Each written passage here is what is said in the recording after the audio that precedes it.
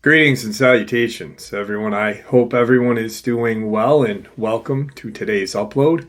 Before we jump into it, a couple quick links.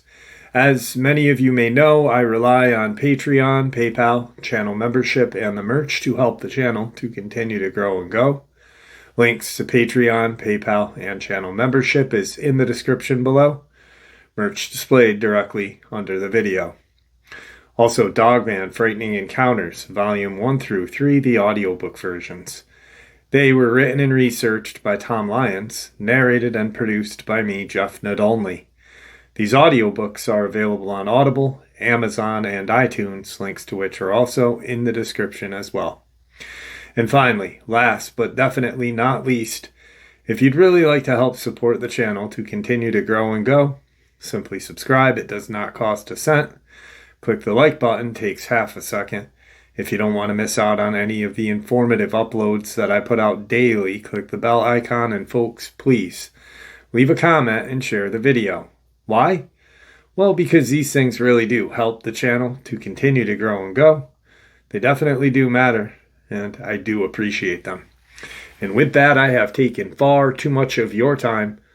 Let's jump in to today's upload, shall we? All right, so today's upload is a subscriber submitted experience out of Tennessee back in 2008.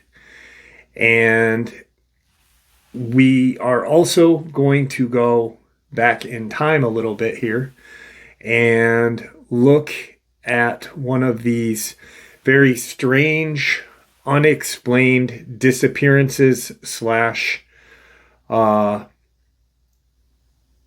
recoveries in Tennessee. And there is a connection,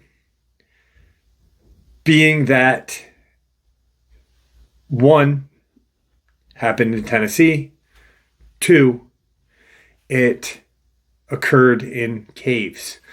Now, I know a little bit about Tennessee, not a whole heck of a lot. I did not know that it is probably has the largest concentration of caves in the United States are in Tennessee. I did not know that. And apparently, the majority of them are unexplored. People have stumbled upon them on private land, state land, and such. Talking to the gentleman that I spoke to last night, his name's Chaz. I guess the majority of these unexplored caves are on private property. And even being on private property, the state cannot go in and demand access or exploration, even for scientific reasons.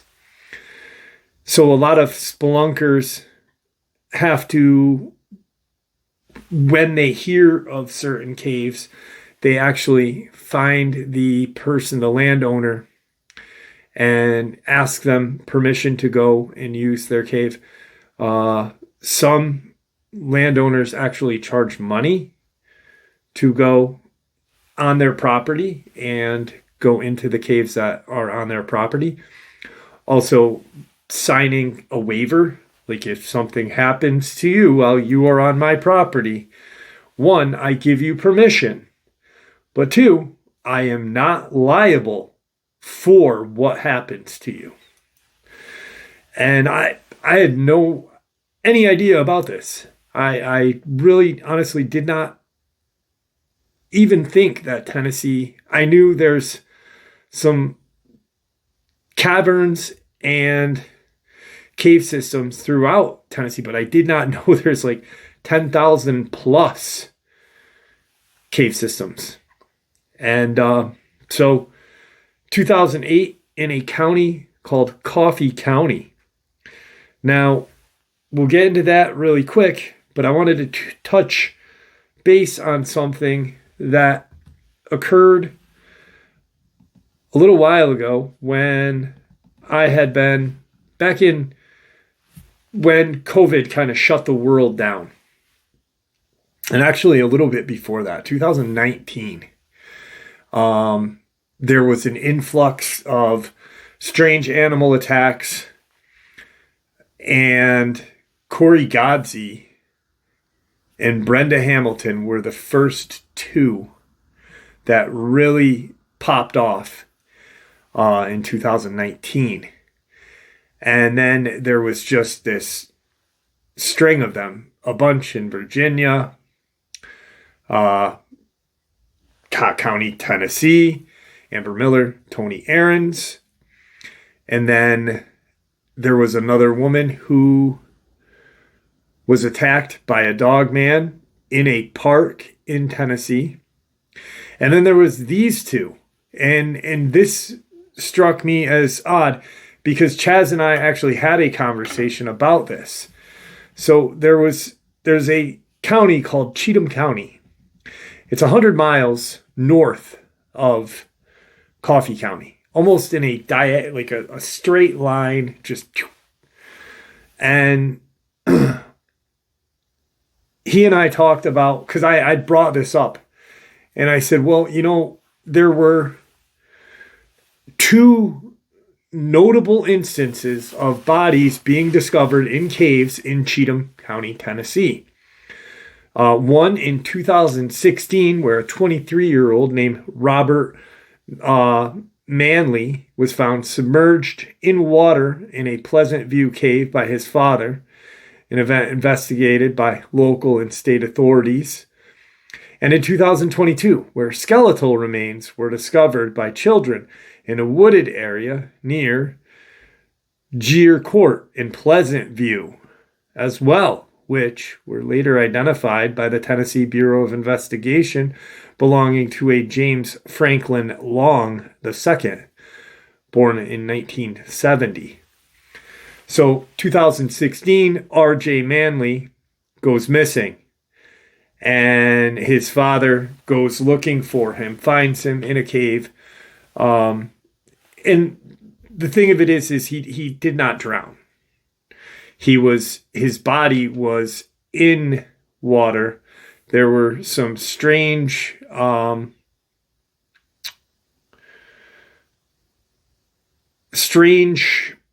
I guess I'm trying to think of the best word to label it as, evidence of some sort of violent altercation or traumatic incident occurring. Now, the cave that Manley had been in, apparently he had visited frequently. And then the law enforcement labeled it as a crime. They kept looking into it. Even to this day, they have left it open. They have not put a cause of death on a certificate yet. So 2016, we're talking now almost 10 years.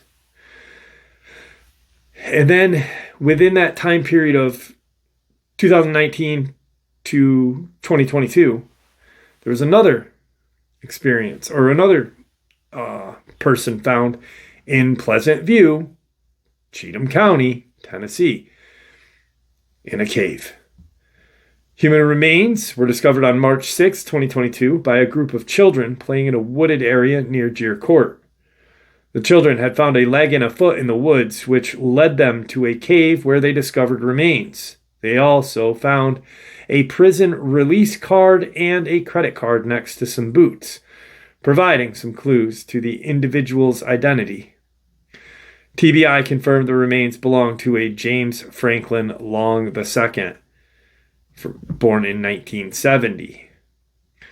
TBI was assisting the Pleasant View Police Department in the ongoing investigation of the remains.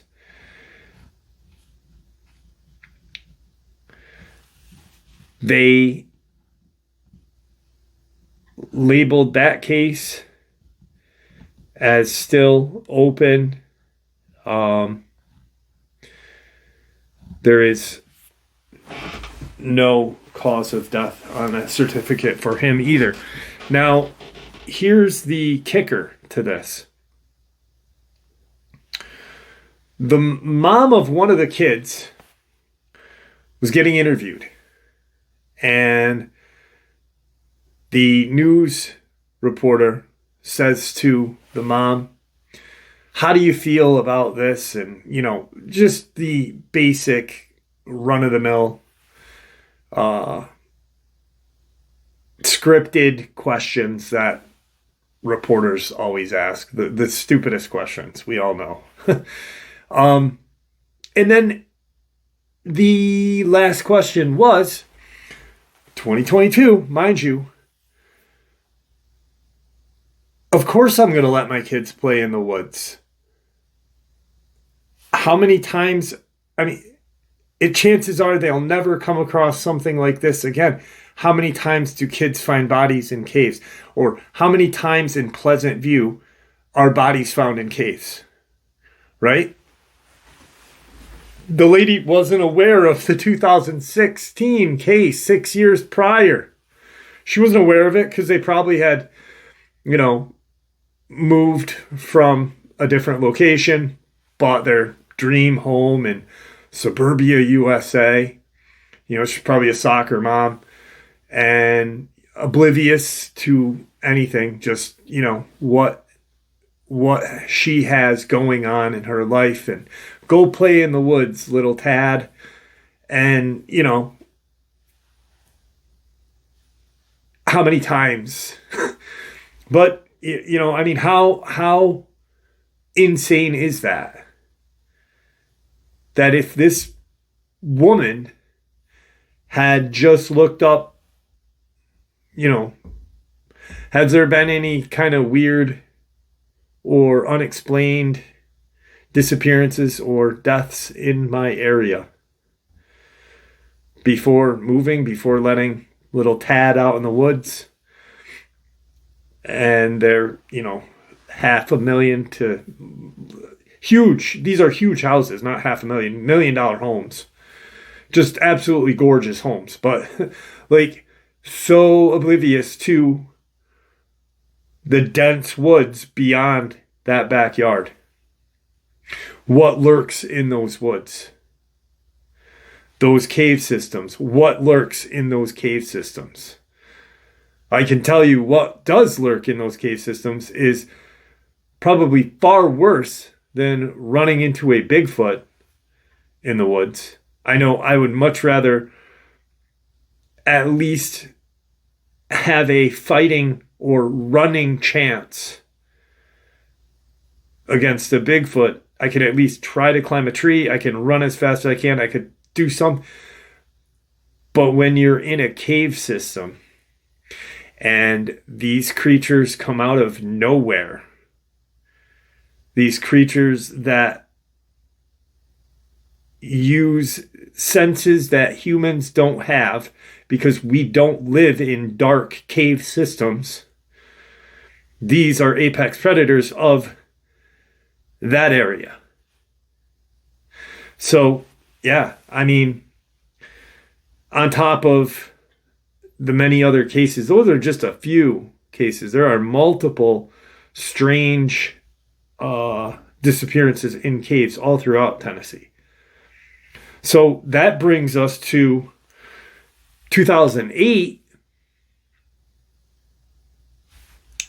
8 years before the experiences or the disappearances and deaths in Cheatham County. This brings us to Coffee County, 2008. Actually, Chaz will never forget the day he experienced what he experienced, and it was May 12th, 2008. All right, so that brings us to an undisclosed area in Coffee County, Tennessee, May 12th, 2008.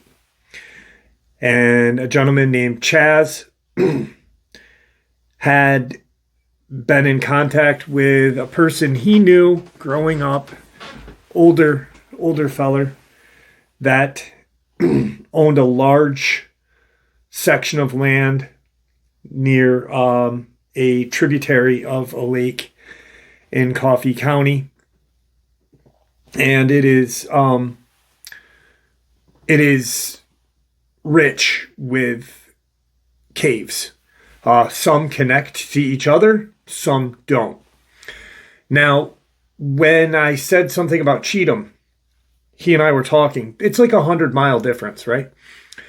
But he had said to me that some of the cave systems in North America that scientists don't want to tell us, and other people who, I guess, spelunkers would be the technical word,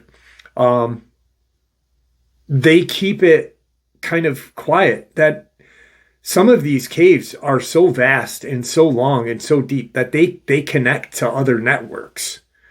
So there may be a possibility of some of these caves connecting to up into Cheatham. Because he believes what happened to those two men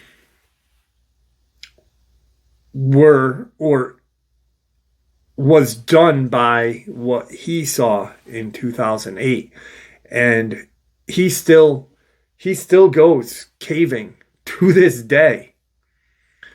And the crazy part about this is he doesn't bring a firearm, because he's afraid if he does have to use it and the echo or something could cause some sort of cave-in. So he is equipped with a couple of knives and some bear spray in his caving pack that he carries with him when he goes into these deep sections underground, which is terrifying, because I would, like I said, I would much rather be above ground facing a Bigfoot, facing a freaking 9-foot, 800-pound behemoth, than a pack of 150-pound, 6-foot, hairless humanoid creatures.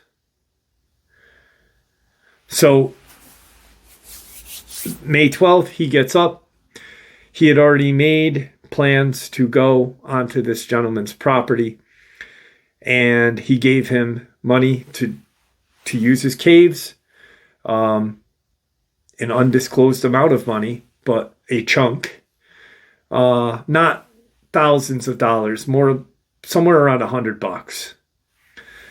The guy had said to him, I want you to kind of fill out, write a letter stating the date, your name, and that you have my permission to use my cave. You've paid me you've actually paid me to use my land. But I am not responsible for anything that occurs while you are underground.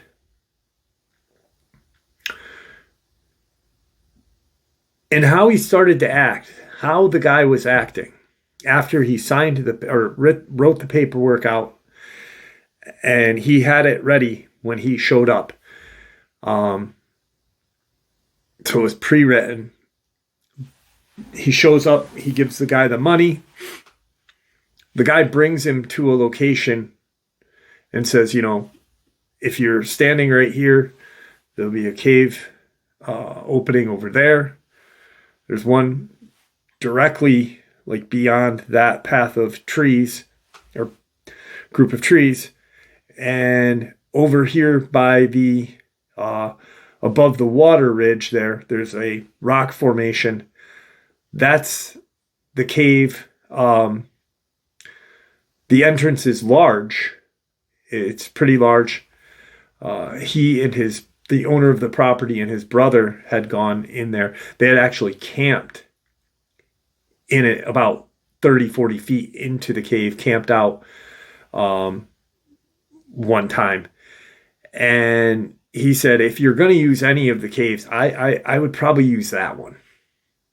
I'd probably use that one because the two over there are a little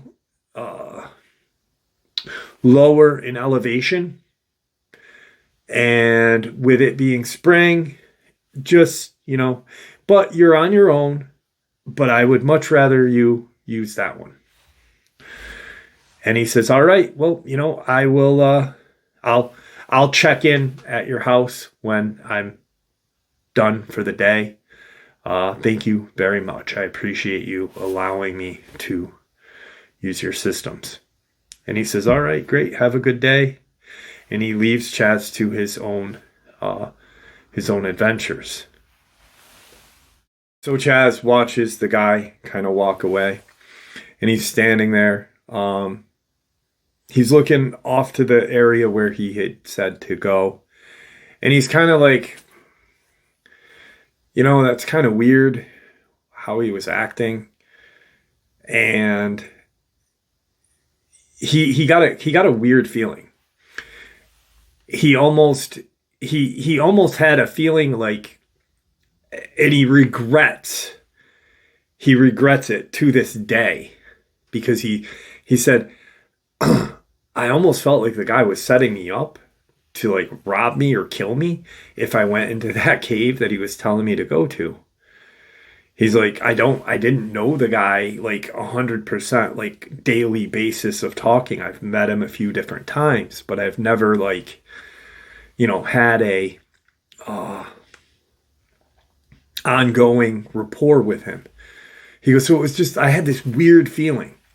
He goes, but it was the feeling was correct, but it wasn't that he was going to do something to me or his friends or whatever. He's like, I kind of had the feeling like, he was going to just possibly be like a serial killer. And, and that was just the feeling that he had. And he goes, so I went and I walked in between the two that were closest to me from where I was. He said the ones that were lower in elevation. And he said, he goes, we hadn't had rain for like 2 weeks. So that was another thing that he had said that kind of struck me as odd, that he was leading me up to that one cave. He said, and I went to the one that he told me about last. He said, I went to the one that was the second to lowest of elevation.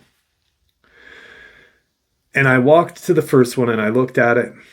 And then I walked to the second one and I decided, he said, I took about a half an hour walking between the two.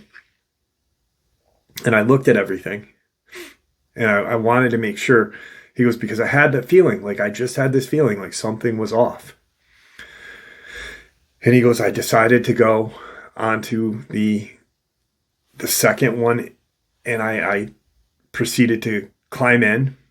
He said it was a weird entrance because he had to crawl in literally on his hands and knees, and then there was a point where he had to stand straight up and extend his arms, pull himself up, use his feet to shimmy up. And then there was another like system or tunnel that he had to crawl through.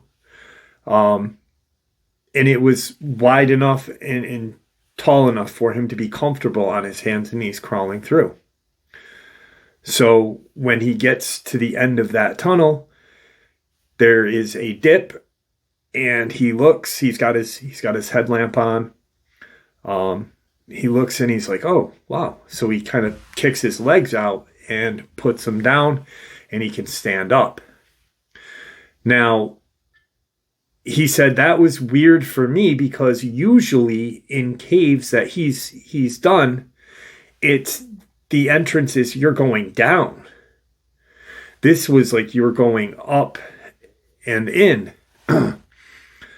And he said, he goes, I felt when I got into there, he said, I sat there for a second thinking, that's weird too, because even if it did rain, he's like, and there was a rush of water, he goes, that water, yeah, it might have me trapped from getting out, but I wouldn't be below any of that water. I'd be sitting, I could stand up and wait for that water to recede and be okay in a day. If I had to, if I got stuck, he's like, I just seemed off.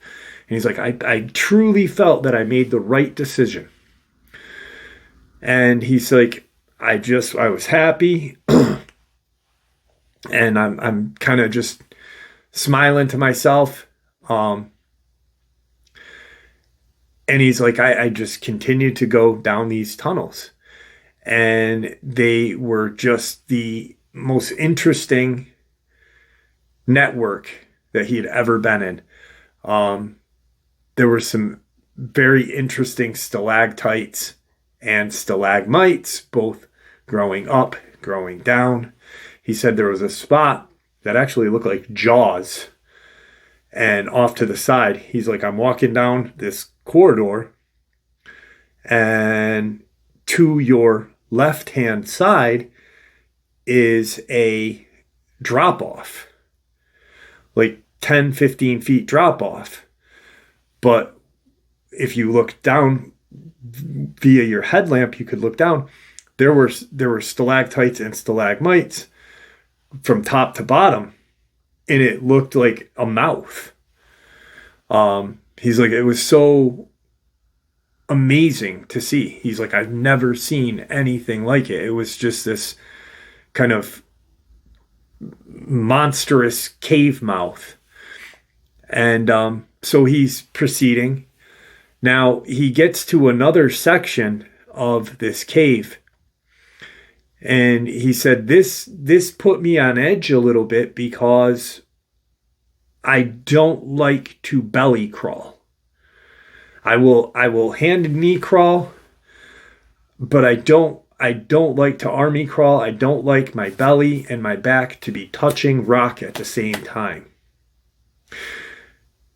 I'm not claustrophobic, but I am when it comes to something like that. I don't like having to hold my breath possibly and push myself through an area. So, but I could see that there was a taller corridor beyond this like 10-foot really narrow pass. So I push myself through it, and he's about halfway through the just, pancaked. He's a pancake as he's crawling through.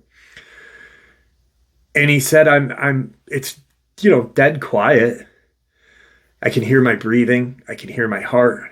And he goes, and I hear rocks kittering, like something had moved. And I froze for a second because I was like trying to figure out what the hell is that? What was that?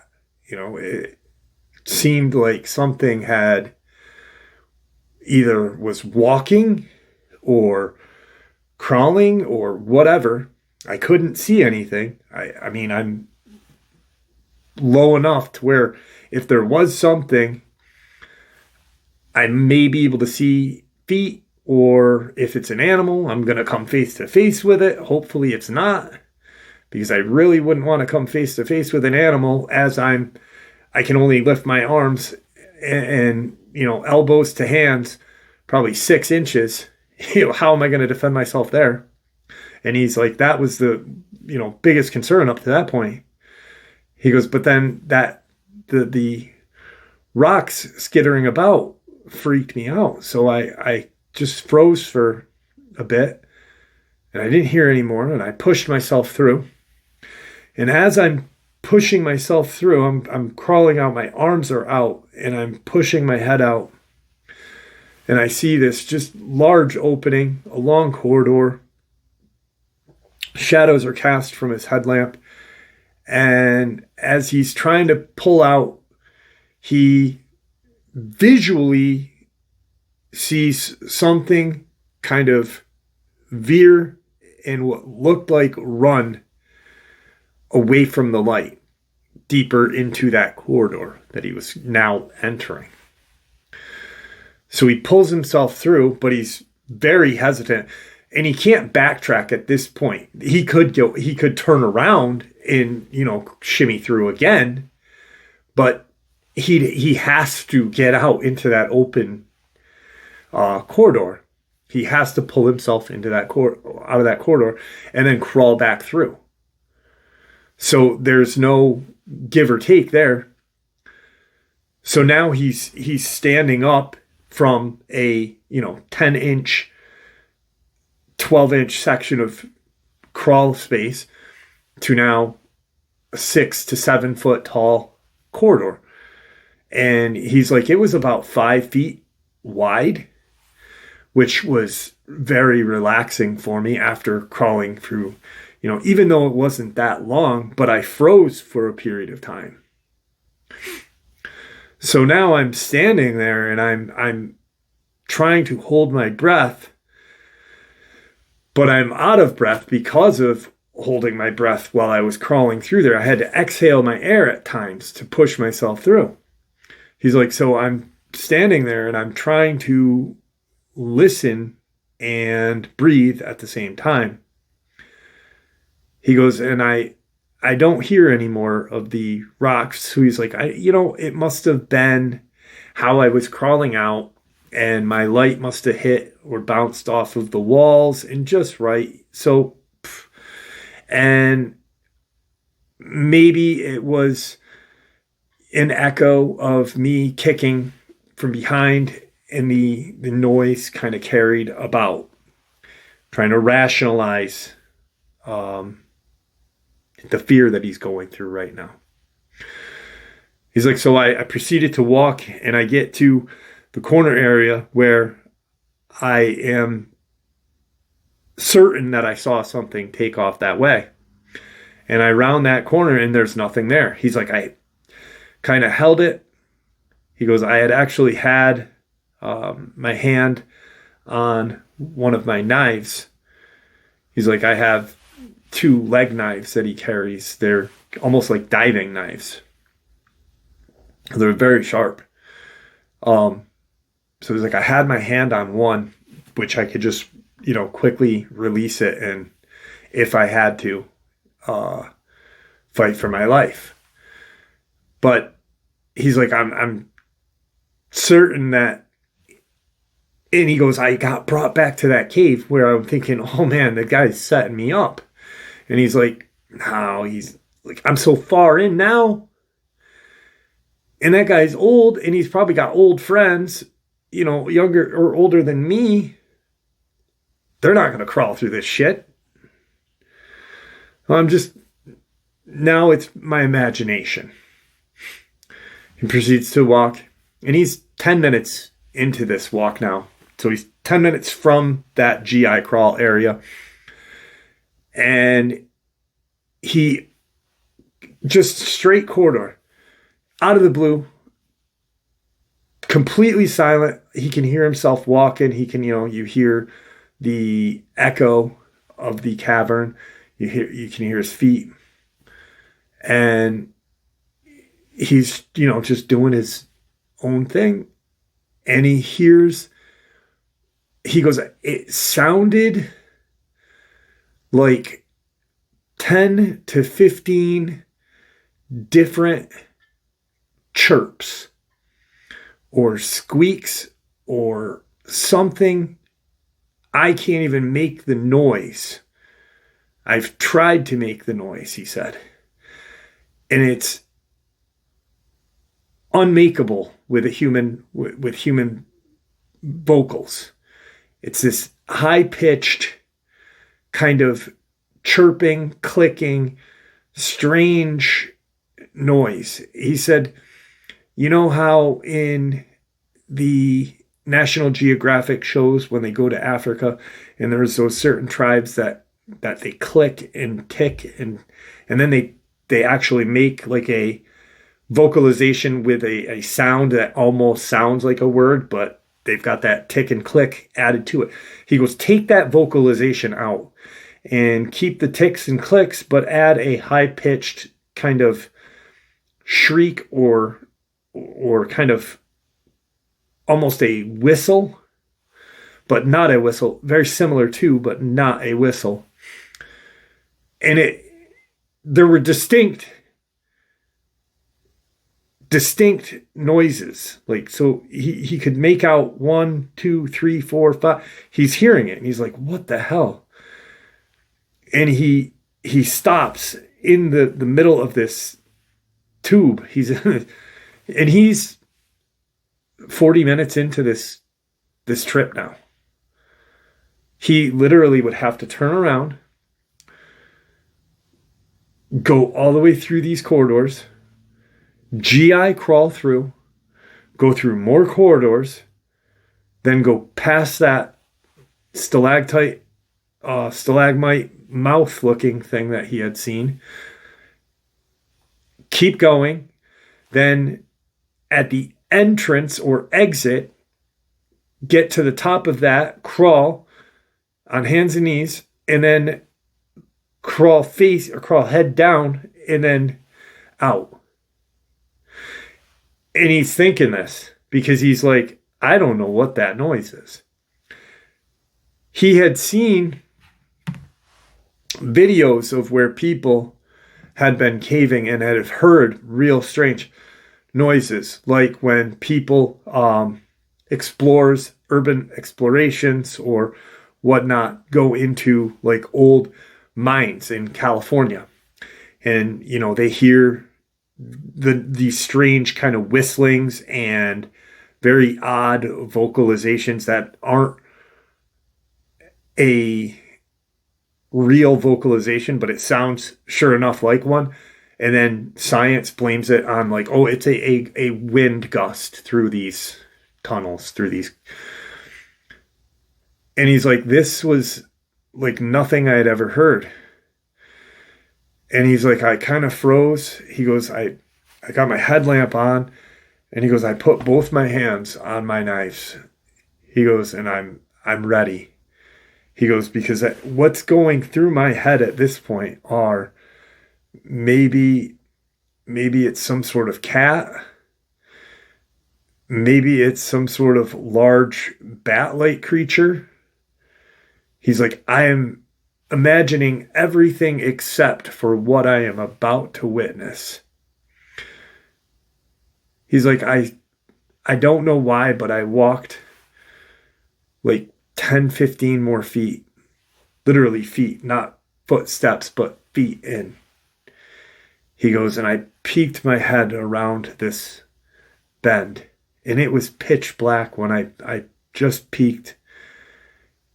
And he said, and what I saw, I will never, ever get out of my head. My light, when I peeked my head around that corner, and he stopped, he stopped, like literally Chaz said, like we're talking, and he's like, I gotta take a minute. As he's in mid-sentence, he's like, I need a minute real quick, Jeff. And I'm like, okay. Take your time, whatever. He goes, I turned my head and looked beyond that corridor. And he said, I saw the corridor and I saw what looked like people, but they were skinny. They were naked. He said, I believe there was like 5 or 6 that I could make out. And he said, I went like that kind of holy shit. And as I did that, the one that was closest to me, which was probably 6 foot away from me, he goes, and I could smell a smell very similar to guano or bat feces and urine. And it was much more potent. It was just foul. He said the thing turned its head, and when it turned its head, its face was human-like, except its nose was smushed. It didn't have a human nose. It was smushed. Its mouth was just huge, and I could see teeth. He goes, and I'm not going to tell you they look like needles. He goes, because I couldn't make them out. He goes, I could make out that they looked different than mine, and they looked sharp. They looked like predatory teeth. He goes, but I didn't see needles. He goes, but what scared me the most was its freaking eyes. They were this dead pink color. And he goes, it was almost like it could see me, but it couldn't. My light hit it in the face, and it kind of turned its head and put its arms up like that to block the light. And I saw these just dead pink colored eyes. They were just almost like they weren't, it was blind. But he goes, I knew it wasn't blind because when the light hit its eyes, it shielded it, but it looked like that. It let out this horrendous cry, and it echoed throughout the corridor, just from beyond toward me. He said, I put my head back, I spun around, and I started to run. He goes, and I just ran as fast as I could. He said, I dropped, he goes, I had a bag with, some rope and some water, some supplies. He goes, that I was holding in my hand because when I was crawling through, he goes, I couldn't wear it on my waist. He goes, so I kind of held it in my hand, and as I pushed through there, so he said, I dropped it and I just started to run. He goes, and I got to that section where the GI crawl was. He said, I don't know how, but I dove. And he goes, I cut my chin up. He goes, I got stitches in my chin. But when I dove, I went right through. He said, I made it probably halfway through in one dive. I just sailed through. He said, I did like a Superman dive. My body was straight. My arms were out. My legs were extended. And I just kept crawling. He said, I couldn't feel my chin. He said, I know that's when and where I got where I ripped my chin open. He said, it's the only time that I was, in that position too. I get out of there and I start to run. He goes, but as I'm running, I didn't hear anything behind me until I got through the 10 to 12 inch section where I had to GI crawl. He goes, when I got out of that and started to run, he goes, I could literally hear these things pushing their way through it. He said, I imagine what a group of insects or a group of whatever would sound like in a kind of a tight, strange area, like just legs and bodies touching and moving and squirming. And I could hear these just noises they were making. And the noises, he said, would like bounce. He said, so it was so similar to what bats use. Just the noises were like bouncing. So it was like trying to figure out where I was maybe. He goes, because maybe they could see, but how those eyes looked at me. And he had mentioned, he said, dead eyes. That's when he referred to those. And after he told me that, the first sighting of those eyes, he had mentioned dead eyes for 10 different times. Literally. And he said I could hear him. And he goes, I was hoping that they would get caught in there or whatever, stuck. And I'm just hauling ass. And I'm out of breath. My chin now, I've realized my chin is bleeding. There's pain.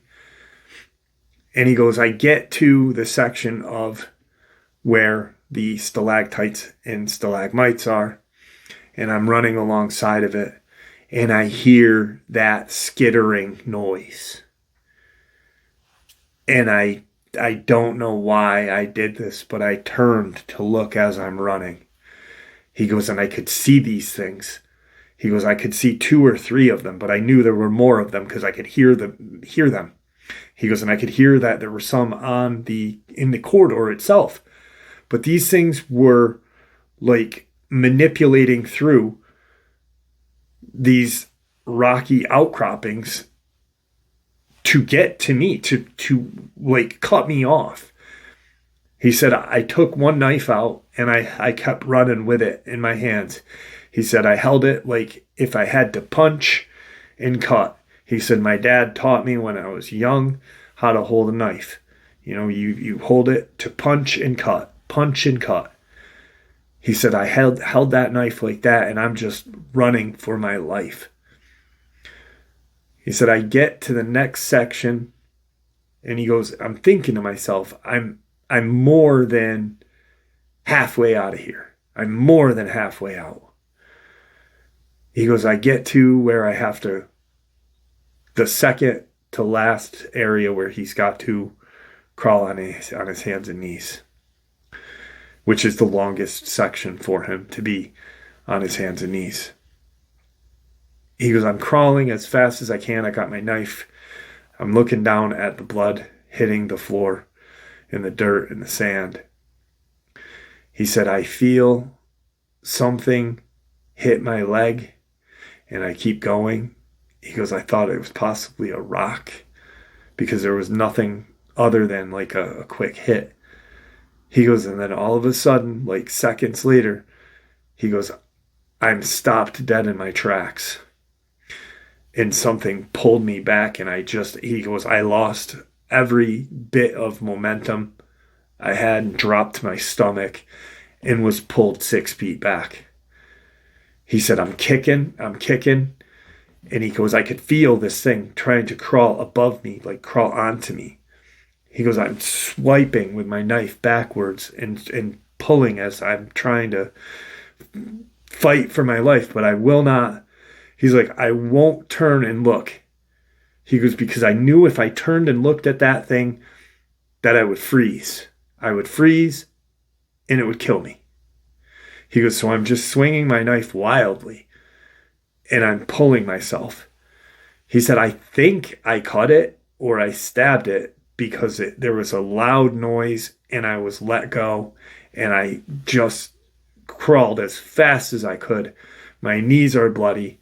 My elbows are bloody. My chin is ripped open. You know, I've got a laceration on my ankle. I get to the next spot where I have to run and I just start running. I get to the next spot and I'm crawling. I hit the area where I've got to crawl down. I'm crawling down.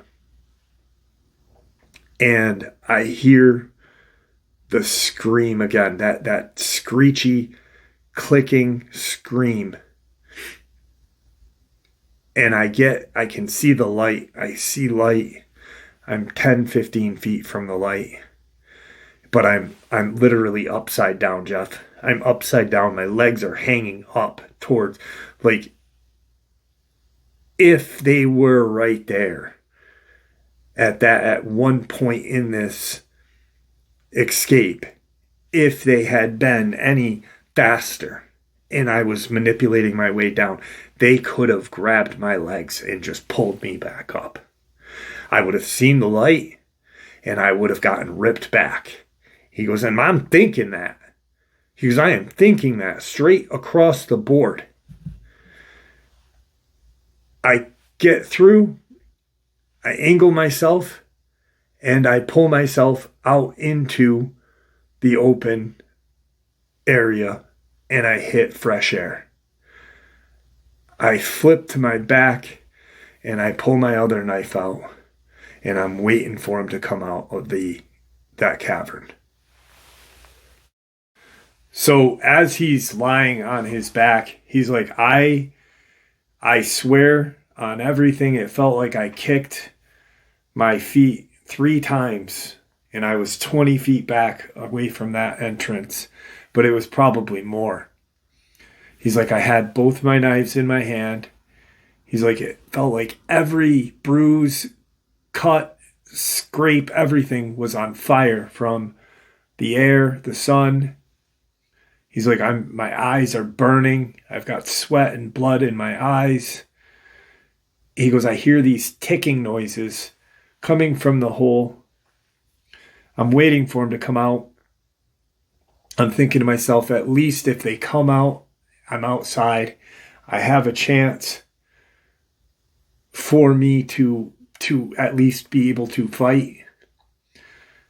Yeah, they'll probably get me and bring me back in, but I'll scream. I don't know, He's like, I hear the ticking, and then it's dead silent. And the next thing I hear is snapping of branches. And I turned my body and you could hear, this is from 2008. And it still affects him because he like literally, you could hear him. He goes, I turned my body because I thought they were coming from somewhere else. He goes, and I had both of my knives. And he goes, I was going to fight for my back because I couldn't stand. He goes, I had no more strength. He goes, I couldn't breathe. My chest is burning. He goes, and it was the old guy, the owner of the property. And he comes running up and he's like, holy shit, what happened to you? He's like, I can see your chin bone is exposed. What happened? He's like, I've got, my knees are just ripped apart. I'm, all blood, sweat, dirt. He goes, we got to get you back to the house. What happened to you? What happened to you? And I looked at him and he goes, there's stuff in there. There's stuff in there. And the old guy looks at him and he goes, I told you to go to that cave over there. He goes, I told you. And he bends down and he goes, I don't know what made me. He goes, but I flinched away and I just kind of swiped at him for a second. It was instinctual. And the guy goes, I'm not going to hurt you, bud. He goes, come on. And he took my knives and he helps me up and he brings me. We get up to maybe like 10 feet up and I'm standing up and we hear this kind of like a fabric and like a sliding noise. And I dropped. He goes, I pushed the guy and dropped away from him because I thought they were coming. And I figured if he was up, they'd get him. He goes, and we both looked at the hole. And he goes, there was my freaking fanny pack. And he goes, I know exactly. He goes, I didn't go back and get it. He goes, I know. I don't think the old guy did. He goes, it might be there still to this day. He goes, but I know damn well why they dropped that thing out. He goes, because they wanted me to come back and get it and then grab me and pull me back in. He goes, they either knew how badly I was hurt or that it belonged to me or what, but they were trying to manipulate me to go back there and go into that cave. And, like Chaz said, he goes, I went to the hospital. He goes, they admitted me. I was dehydrated. I had lost a lot of blood. I had to have plastic surgery on my chin. They had to graft skin from my thigh onto my chin. And he goes, I still talk to the old fella to this day. He goes, but he doesn't let anyone, he won't even go near those 3 caves. No one goes on on that property anymore. And he goes, I'm lucky that I made it out of that hole. If I was any bit slower, any bit less motivated.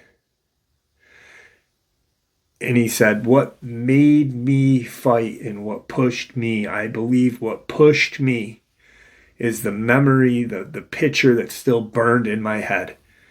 When that thing turned and looked at me with those pink, dead eyes. Pretty intense experience. And Chaz was just super, super cool guy. And I could hear the effect this had on him. He goes to certain caves that he's been to before when he wants to go underground, but he won't explore new ones. He's too terrified. So with that, I'd like to thank you all for supporting the channel. It is your support, after all, that helps the channel to continue to grow and go, and what gives us all a place and a chance to share our experiences and theories judgment-free. Everyone is simply treated with the respect that we deserve. Stay safe, happy, healthy, and ever vigilant, keeping an eye on the children, pets, family, and friends. These creatures are real. These events have happened. Share this information with those you love and care about, and it may just help save their lives someday. Until next time, never stop asking questions. Never stop searching for the truth, and God bless you all.